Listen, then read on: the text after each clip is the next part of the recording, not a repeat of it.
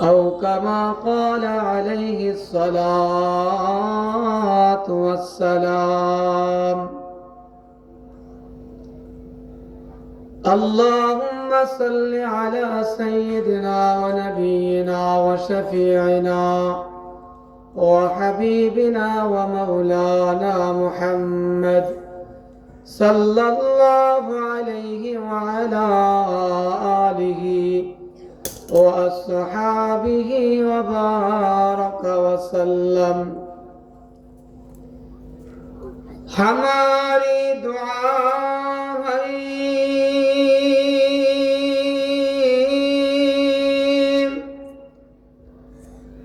हमारी दुआ है यही ऐ खुदा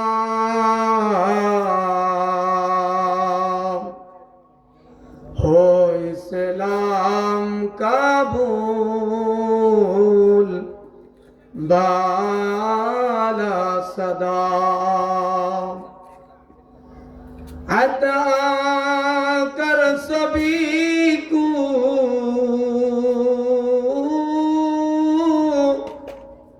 हिदायत का नूर दलालत का अंधेरा हो जाए दूर. तेरे बंदे तेरे की अहकाम पर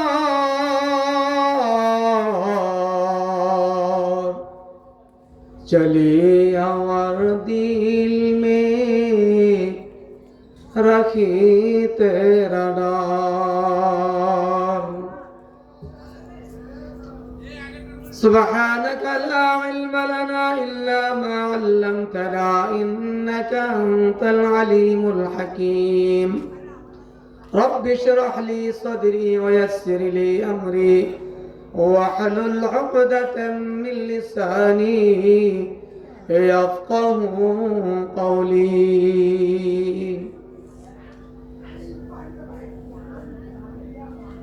उपस्थित मुअज़्ज़ज़ मुहतरम,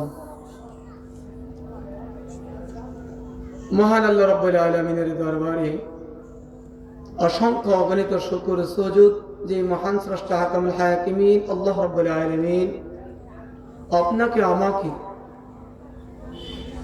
এই পবিত্র রজব মাসে মূল্যবান সময়ে আল্লাহ তাআলা আপনাকে আমাকে যাচাই বাছাই করে জান্নাতের বাগানে ওলামায়ে কেরামের মজলিসে আসবার বসবার তৌফিক দিয়েছেন. এই জন্য আল্লাহ পাকের দরবারে শুকরিয়া আদায় করে আলহামদুলিল্লাহ. আল্লাহ পাক রব্বুল আলামিন মহাগ্রন্থ আল কোরআনে থেকে আপনাদের সম্মুখে ওখানা আয়াতের কিছু অংশ তেলাওয়াত করেছি. আল্লাহ তাআলা যেন আমাদেরকে ধৈর্য সহকারে আমলের নিয়তে শুনবার এবং বলবার আল্লাহ তাআলা যেন তৌফিক দান করে.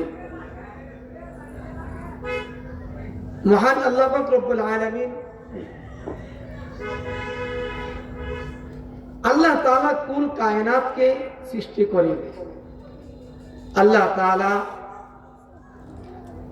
মানুষকে আল্লাহ পাকের একাত্মবাদের ঘোষণা দেওয়ার জন্য আল্লাহ পাক রব্বুল আলামিন এই আয়াতের মধ্যে আল্লাহ তাআলা বলেন ওয়াকাযা রাব্বুকা আল্লা তা'বুদু ইল্লা ইয়্যাহ.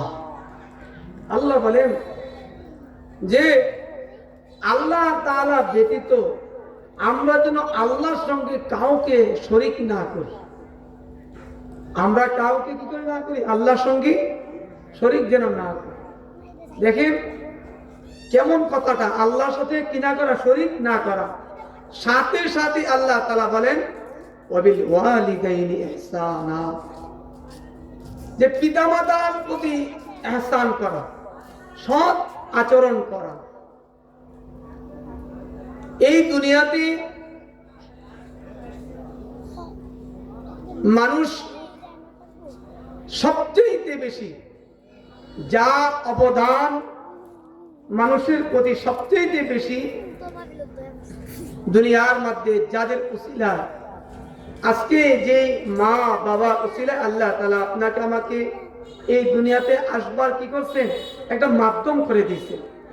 সেই মা বাবা এমন সম্পদ যে মা বাবাকে আল্লাহ তাআলা যে আল্লাহর সঙ্গে শরীক না করা সাথে সাথে বলে দিছে আবার তোমরা কি করো না পিতামাতার অবাধ্য তোমরা হইও না, পিতামাতার প্রতি তোমরা সৎ আচরণ করো।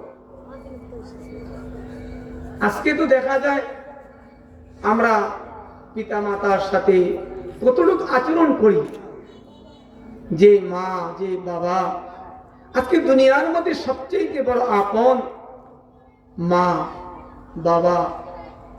মা লিখতে একটা হরফ লাগে, একটা বর্ণ। মা কথাটি ছোট্ট অতি কিন্তু যেন ভাই তাহার চেয়ে অধিক প্রিয় ত্রিভুবনে নাই। মা এমন জিনিস, বাবা মা বাবার সঙ্গে আল্লাহ তাআলা হুকুম করেছেন সাবধান, তোমরা মা বাবার সঙ্গে জোরে কথা বলবা না, মা বাবাকে কষ্ট দিয়ে কথা বলবা না। জানুনি তোমার এই মা বাবা দুনিয়ার মধ্যে এই মা বাবাই তোমার জন্য হতে পারে জান্নাত, তোমার জন্য এই মা বাবাই তোমার জন্য হতে পারে জান্নাত। এই মা বাবাকে যদি সন্তুষ্ট রাখতে পারে কোন ব্যক্তি, তা আল্লাহর নবী বলে শুনিয়া রাখো আমার যে উম্মতেরা যারা মা বাবাকে সন্তুষ্ট রেখে দুনিয়া থেকে মৃত্যুবরণ করবে তা আল্লাহ তাআলা তাদের জন্য জান্নাতের ঘোষণা দিয়েছেন। সুবহানাল্লাহ। মা বাবা যদি সন্তানের প্রতি সন্তুষ্ট হয়ে যায় আল্লাহ তাআলা ওই সন্তানের প্রতি সন্তুষ্ট হয়ে যায়। আল্লাহর নবী দো জাহানের সরদার মুহাম্মদুর রাসূলুল্লাহ সাল্লাল্লাহু আলাইহি ওয়াসাল্লাম সাহাবায়ে কেরামকে বলতেছেন, ও আমার সাহাবীরা, যদি তোমরা যদি নেক নজরে মা বাবার দিকে চেহারার দিকে তাকাও, নেক নজরে সুনজরে যদি মা বাবার চেহারার দিকে তাকাও, তাহলে জানো কি লাভ হবে? শোনো, মা বাবার চেহারার দিকে তাকাইলে আল্লাহ তাআলা ওই সন্তানের আমল নামার মধ্যে একটা কবুল হজের সওয়াব দিয়া দিবে। এমন কোন বলছে নাকি যে পীর সাহেবের চেহারার দিকে তাকাইলে, আলেম সাহেবের চেহারার দিকে তাকাইলে, দুনিয়ার কোন নেতা নেত্রীর চেহারার দিকে তাকাইলে তোমার একটা কবুল হজের সওয়াব হয়ে যাবে? নবীজি বলে না, শোনো, দুনিয়ার মধ্যে তোমার মা তোমার বাবা দুনিয়ার মধ্যে মূর্খ হতে পারে, গরিব হতে পারে, অসহায় হতে পারে, বিশৃঙ্খল হতে পারে, সৌন্দর্য না হতে পারে। বলে শোনো, ওই মা বাবার চেহারার দিকে যদি একবার সুনজরে তাকাও, আল্লাহর নবী বলে তার আমল নামার মধ্যে একটা কবুল হজের সওয়াব হয়ে যায়। উপস্থিত সাহাবায়ে কেরাম আরজ করলো, ইয়া রাসূলুল্লাহ, ইয়া হাবিবাল্লাহ, ওগো আল্লাহর নবী, যদি কোনো ব্যক্তি প্রতিদিন মা বাবার চেহারার দিকে 100 বার যদি তাকায়, কতবার? 100 বার যদি তাকায়। ও নবীজি, আপনি তো বললেন মা বাবার চেহারার দিকে একবার তাকাইলে একটা কবুল হজের সওয়াব পাওয়া যায়, আর যদি কোনো ব্যক্তি যদি মা বাবার চেহারার দিকে নেক নজরে সুনজরে যদি মা বাবার চেহারার দিকে তাকায়, তাহলে কি লাভ হবে? আল্লাহর নবী বলে, যদি 100বার তাকায় তো আল্লাহ তাআলা তার আমলনামার মধ্যে 100 কবুল হজের সওয়াব দিয়ে দিবে। আমরা কার পিছনে দৌড়াই? কোথায় দৌড়াইতেছি? কোথায় দৌড়াইতেছি? যে মা বাবা আজকে দুনিয়ার মধ্যে তোমার আমার সবচেয়ে বড় আপদ। দুনিয়ার মধ্যে স্ত্রী স্বামীকে ভালোবাসে না, কোন স্বার্থ ছাড়া স্ত্রী স্বামীকে ভালোবাসবে না, স্বামী স্ত্রীকে স্বার্থ ছাড়া ভালোবাসবে না। দুনিয়ার মধ্যে ভাই ভাইকে স্বার্থ ছাড়া ভালোবাসে না, সমাজের প্রতিবেশী কাউকে আপন ভাবে না, দুনিয়ার নেতা তোমাকে এমনিতে মহব্বত করবে না।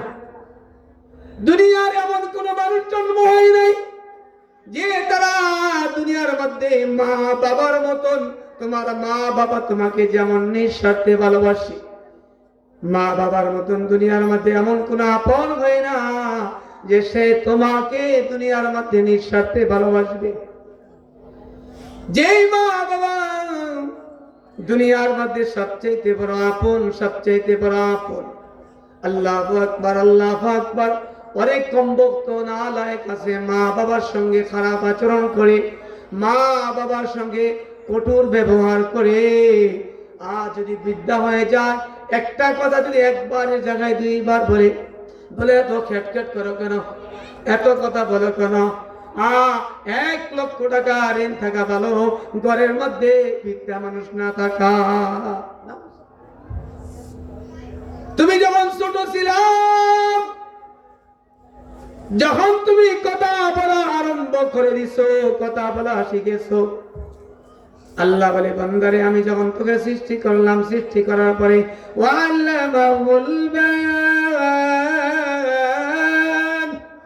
আমি আল্লাহ তাআলা যখন তোকে কথা বলার শক্তি দিয়েছি রে বান্দা, তুই কথা বলা আরম্ভ করে দিছস। ওই সময় আমরা মাকে বাবাকে একটা কথা কতবার বারবার প্রশ্ন করেছি কিনা বলেন? একটা কথা বারবার প্রশ্ন করেছি। মা বাবা ওই একটা কথা বারবার উত্তর দিয়েছে, বিরক্ত হয় না। আজকে মা বাবাকে আমরা তুচ্ছ তাচ্ছিল্য মনে করি। দুনিয়ার মধ্যে মা বাবার চাইতে আপন কেউ নাই। দুনিয়ার মধ্যে যদি বিপদে পড়ে যাও, তোমার মা বাবার চাইতে কাউকে বেশি আপন পাইবে না।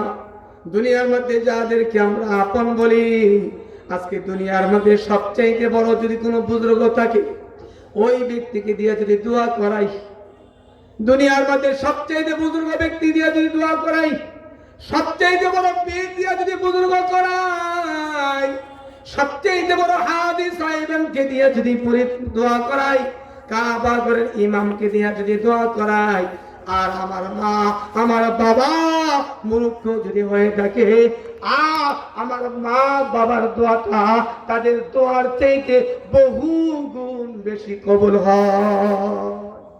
নবীজি বলেন 3 ব্যক্তির দোয়া কবুল হয়। কয় ব্যক্তির বলেন? 3 ব্যক্তির দোয়া কবুল হয়। 1 নাম্বার হলো মাজলুম ব্যক্তির দোয়া। যে ব্যক্তি মাজলুম বলা হয় কারোর প্রতি যদি অনার্থক নিরপরাধে তার উপর জুলুম করা হয়, তাকে বলা হয় মাজলুম। মাজলুম ব্যক্তির উপর যদি কোন ব্যক্তি মাজলুম, ওই মাজলুম ব্যক্তি যদি ওই জালেমের ব্যাপারে দোয়া করে, বলে মাজলুম ব্যক্তি যদি শব্দটা যদি এমনকি যে কাদা মাটির মধ্যে যদি শব্দটা যে এই পতিত হইতো, ওই কাদা মাটির মধ্যে আগুন লেগে যাইতো। জালেমের তো অভাব নেই। জালেমের কি অভাব আছে বলেন তো? জালেমের অভাব নেই দুনিয়ার মধ্যে, জুলুমকারীর অভাব নাই। বলে মাজলুমের দোয়া আল্লাহর কাছে কবুল হয়। আর হচ্ছে মুসাফির, যে ব্যক্তি মুসাফির থাকে, সফর অবস্থায় যদি দোয়া করে আল্লাহ তাআলা কবুল করে। বলে 3 নাম্বার হচ্ছে সন্তানাদির জন্য মা বাবা দোয়া করতে দেরি, আল্লাহ তাআলা কবুল করতে দেরি করে না। আল্লাহ কবুল করতে কি করে না? দেরি করে না। আজকে একজন পীর একজন আলেম, একজন মুফতি, যে যেইভাবে দোয়া করো, তার ভাষা সৌন্দর্য ভাষা, সে দিয়া দোয়া করে। আর মা বাবা যদি মূর্খ, তার যদি আল্লাহর কাছে দুটো হাত উঠায় দোয়া করে, তা আল্লাহ তাআলা কবুল করে নেয়। ওই মা বাবার দোয়া আর আল্লাহর মধ্যে আর কোনো ফরক থাকে না, তা আল্লাহ তাআলা কোনো বাধা রাখে না, তা আল্লাহ তাআলা ওই মা বাবার দোয়াকে কবুল করে নেয়। ও যুবক, মা বাবার সঙ্গে বেয়াদবি করা যাবে না। আজকে তোমার গায়ে অনেক শক্তি হয়ে গেছে, মা বাবাকে তুমি পাত্তা দেব না, সাবধান, মা বাবার সঙ্গে বেয়াদবি করা যাবে না। হাদিসের মধ্যে আছে, আল্লাহর নবীজি বলেন, কোন ব্যক্তি যদি জুমার দিন, কোন দিন বলেন? জুমার দিন তার মা অথবা বাবার কবরের পাশে যাইয়া যদি মা বাবার কবর জিয়ারত করে, মা বাবার কবরের পাশে সালাম দিয়া মা বাবার কবরের পাশে যায়, জিয়ারত করে, দোয়া করে, তো আল্লাহ তাআলা ওই সন্তানের গুনাহ খাতা মাফ করে দেয়। এমনকি বলা হয় ওই ব্যক্তির নাম, ওই সন্তানের নামটা জাহান্নামের খাতা থেকে তার নামটা মুছে ফেলা হয়, তার জান্নাতবাসীদের মধ্যে লেখা হয়ে যায়। ও যুবক, তোমার সবচেয়ে বড় তোমার আপন হচ্ছে তোমার মা, তোমার বাবা। তোমার যদি সম্ভব হয় মা বাবার কবরের পাশে প্রতিদিন যাও, যদি না পারো কমপক্ষে সপ্তাহে যাও। তুমি মনে করো আমি হুজুরকে দিয়ে দোয়া করাইলাম, অবশ্যই সওয়াব পাইবা। তবে তোমার দোয়ার চাইতে দুনিয়ার কারো দোয়া এত বড় হতে পারে না। আল্লাহ নিজেই শিখাই দিচ্ছে। ও দুনিয়ার যুবকেরা, ও দুনিয়ার সন্তানেরা, ও বিদ্যা বাবা, ও পর্দারের মা, আমরা সবাই কিন্তু সন্তান, ঠিক কিনা? আমাদের কিন্তু মা আছে, আমাদের বাবা আছে। তো আল্লাহ বলে কি বলে দোয়া করবা জানুনি? বলেন আল্লাহ বলে, ওয়াকবির লাহুমা জানাহাল যুল্লি মিনার রাহমাতি ওয়া কুর রাব্বিরহামহুমা কামা রাব্বায়ানি সগীরা।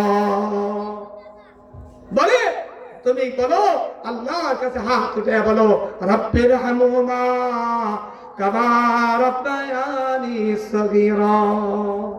মা বাবার জন্য দোয়া করো। দেখেন আল্লাহ দোয়া শিখিয়ে দিচ্ছে, তুমি কি বলে দোয়া করো। মেরে দুস্থ বুজুর্গ, আল্লাহ তাআলা মা বাবাকে, আল্লাহ তাআলা মা বাবার দোয়া এত কবুল করে, এত কবুল করে। এই মুসা কালিমুল্লাহ, আল্লাহর পয়গম্বর মুসা আলাইহিস সালাম একবার আল্লাহর কাছে কয়, আল্লাহ আমার সঙ্গে জান্নাতে কে থাকবে, আমি একটু দেখতে মন চায়। মুসা আলাইহিস সালাম আল্লাহর সঙ্গে বেশি কথা বলতেন। তো আল্লাহ তাআলা কয়, পয়গম্বর মুসা আপনার জানতে মন চায়, দেখতে মন চায়, তাহলে ঠিক আছে, আপনার রফিক কে হবে জান্নাতের, আপনার কে বন্ধু হবে, আপনার সঙ্গে জান্নাতে কে থাকবে, আপনি অমুক বাজারে যান, অমুক বাজারে যাইয়া এমন ব্যক্তির নাম বললেন, তার পরিচয় বললেন, তার সুরত সিরত সবকিছু বললেন। আল্লাহর পয়গম্বর মুসা আলাইহিস সালাম উনি গেলেন বাজারে, যেয়ে দেখি এক কসাই একই গোস্ত বিক্রি করে, সে গোস্ত বিক্রি করে সন্ধ্যার সময় সে অল্প একটু গোস্ত নিয়ে বাড়ির দিকে রওনা হয়েছে। তো আল্লাহর পয়গম্বর মুসা আলাইহিস সালাম পরিচয় দিলেন না, বললেন যে আল্লাহর বান্দা, একজন মুসলমান কি আপনার ঘরে মেহমান হতে পারে? তো উনি বলে, অবশ্যই আমার ঘরে মেহমান হতে পারে। মেহমান আসলে বাড়িতে আল্লাহর রহমত নাজিল হয়, কি নাজিল হয় বলেন? মেহমান আসলে আপনার লাভ, মেহমান এসে আপনাকে বাড়িতে বরকত দিয়ে যাবে। কি দিয়ে যাবে? বরকত দিয়ে যাবে। মেহমান আসার দ্বারা অনেকে খারাপ মনে করে, মেহমান আসলে বাড়িতে রহমত নাজিল হয়, বরকত নাজিল হয়। বলে আল্লাহর পয়গম্বর মুসা আলাইহিস সালাম ওই দুস্থ ব্যবসায়ীর বাড়িতে চলে গেলেন। মুসা আলাইহিস সালামের উদ্দেশ্য কি? ওনার কার্যক্রম দেখা, যে উনি কি আল্লাহ তাআলা যে বলল যে আমার সঙ্গে জান্নাতি হবে, উনি কি আমল করে, ওনার কিসের আমলের বিনিময়ে আল্লাহ ওনাকে আমার সঙ্গে জান্নাতি বানাই দিছে। আল্লাহর পয়গম্বর মুসা আলাইহিস সালাম বাড়িতে গেলেন, দেখি এই ব্যক্তি বাড়িতে যাওয়ার পরে যে গুস্তগুলি নিছে, এই গুস্তগুলাকে একদম কিমা বানাই ফেলছে। কিমা বলেন তো, বর্তমান যেমন ব্যালেন্ডার দেখেন না, একদম কি করে একদম ফিনিশিং করে ফেলে। এই গুস্তগুলাকে জোন করে রান্না করলেন, করার পরে দেখি একটা যে বিদ্যা একটা মহিলাকে একটি জায়গা থলিতে রাখলেন, থলি থেকে নামাইয়া ওনার মুখের মধ্যে চামচ দিয়ে দিলেন, উনি খাইলেন। খাওয়ার পরে আবার ওই থলিতে রেখে দিচ্ছেন। ওই বৃদ্ধ মহিলা কি যেন জবানটা বলছে স্পষ্ট বোঝা যায়। আল্লাহর পয়গম্বর মুসা আলাইহিস সালাম সারা রাত্র ওই ব্যক্তির সঙ্গে রইলেন, যে দেখবো তার এমন কি আমল। দেখে না, সে রাত্রে ঘুমায় গেছে, এমন কোন আমল দেখা যায় না। আল্লাহর পয়গম্বর মুসা নবী সকালবেলা বলে, ভাই আমি তোমার কাছে একটা কথা জানতে চাই, ওই তোমার মাকে যখন তুমি খাওয়াইছিলা, খাওয়াইবার পরে তোমার মা দুইটা ঠোঁট নেড়ে নেড়ে কি জেনে বলেছিল?